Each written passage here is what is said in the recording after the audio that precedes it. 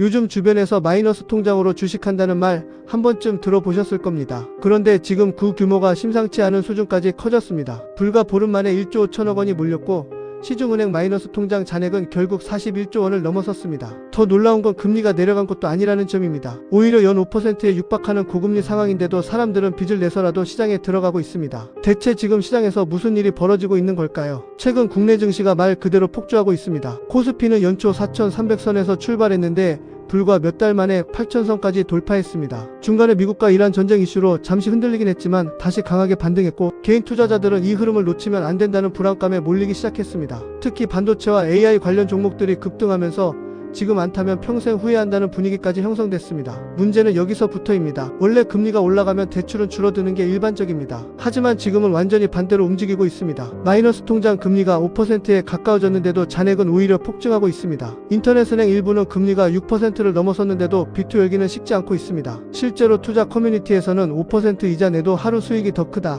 지금 시장은 늦게 들어오는 사람이 손해다 같은 반응까지 나오고 있습니다. 특히 최근 상승장에서 단기간 수익을 경험한 투자자들이 늘어나면서 위험에 대한 경계심 자체가 약해지고 있다는 분석도 나옵니다. 하지만 전문가들은 지금 분위기를 굉장히 위험하게 보고 있습니다. 가장 큰 이유는 앞으로 금리가 더 오를 가능성이 커지고 있기 때문입니다. 현재 한국은행 기준금리는 2.5% 수준인데 시장에서는 향후 1년 안에 3.25%까지 오를 수 있다는 전망이 나오고 있습니다. 만약 미국과 이란 전쟁 장기화로 국제유가까지 계속 상승하면 기준금리가 3.5%까지 갈 수 있다는 예상도 나옵니다. 여기서 무서운 건 단순히 금리 숫자가 아닙니다. 기준금리가 오르면 시장금리도 따라 오르고 결국 마이너스 통장이자 부담이 눈덩이처럼 커질 수 있다는 점입니다. 지금은 수익률이 금리를 압도하고 있지만 시장이 흔들리는 순간 상황은 완전히 달라질 수 있습니다. 실제로 과거에도 이런 사례는 있었습니다. 코로나 이후 유동성이 폭발하던 시기에도 비투가 급증했지만 이후 금리 인상과 증시 하락이 겹치면서 큰 손실을 본 투자자들이 속출했습니다. 특히 신용대출과 마이너스 통장은 주가가 떨어질수록 심리 압박이 훨씬 커집니다. 이자를 계속 내야 하기 때문입니다. 그래서 최근 금융권 내부에서도 긴장감이 커지고 있습니다. 대출 잔액이 너무 빠르게 늘어나면 은행 입장에서도 건전성 관리 부담이 커질 수밖에 없기 때문입니다. 만약 시장 조정이 크게 발생하면 연체 위험 역시 동시에 올라갈 가능성이 있습니다. 그런데도 개인 투자자들이 계속 시장으로 몰리는 이유는 단순합니다. 지금 시장 분위기가 너무 강하기 때문입니다. 실제로 최근 몇 달 동안 주식으로 큰 수익을 냈다는 사례가